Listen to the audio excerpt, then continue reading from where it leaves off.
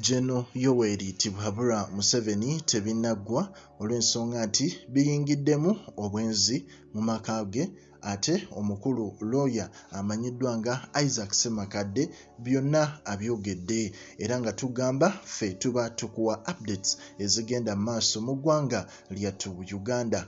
Lawyer ono Ssemakadde nga ffenna tumanyi nti essaawa zino yakutte social media oluvannyuma lw'okusabula obubi ennyo omukulu Muhammad Nsereko. Kyaddaaki era olunaku ku weekend eno wabaddeyo okuhingira okwa muwala wa Gen Yoweri Kaguta Museveni. Omuwala ono ng'amanyiddwa nga Angella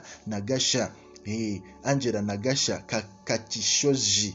Omuwala ono batono ababadde bamumanyi era ng'abasinga babadde tebamanyi nti muwala wa Gen Museveni olw'ensonga nti omuwala ono baali bamukweka media, bamukweka amawulire ne bamukweka obulamu obw'okuba nti abeera mu mainstream olw'ensonga nti Gen Museveni yali taagala kwatuukiriza nti yayenda ebbali n'aba nga yazaalayo omwana.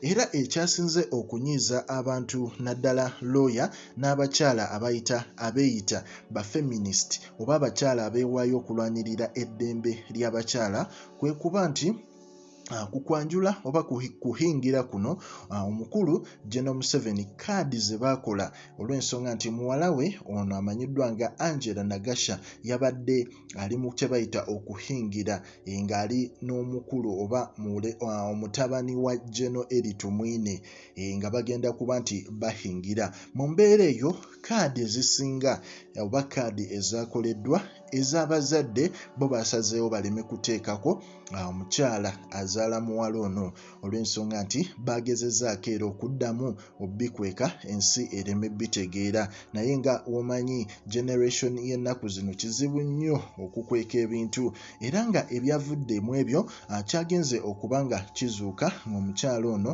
kyaddaaki ku kaadi teyabaddeko kaadi era yabadde eragira ddala nti okuhingira kuno awali abazadde b'omuwala wabaddewo linnya lya Gen Museveni yekka nga tekuli muwala. Ekyawaliriza lawyer Ssemakadde okuvaayo mu bukambwe n'agamba nti feminists and religious leaders, where are you? Ku nsonga eno lwaki mutyoboola ekitiibwa ky'omukyala ng'ate ffenna tumanye nti mu mateeka omwana waba akyaza oba ayanjula oba awasa alina okuteekawo amannya g'abazadde be babiri gonna ku kaadi ezo eza invitation. Lwaki eri omukyala oli baalikwese omukyala azaala ono omuwala. Ebintu bino byabadde biwanvu nnyo olw'ensonga nti Gen Yoweri Kaguta Museveni alina ebintu ebisinga byakwese era nga tayagala bantu kubanga babimanya. Ku kaadi kwabaddeko Angella Nagasha Kakishozi, daughter of His Excellency Yoweri Kaguta Museveni of Kuhingira District. Bibimu ku byabaddeko ne kubeerako nti Paul Amanya Tumukunde, son of Lt Gen Henry Tumukunde. So byebintu ebyabadde ku kaadi naye nga onoonya erinnya ery'omukyala eyazaala omuwala ono omulungi ennyo naye nga mwattu toliraba. Ekyaleetedde lawyer Ssemakadde okuva mu mbeera n'atabukira ddala n'agamba nti ebintu by'okukweka nga wayenze biba si birungi.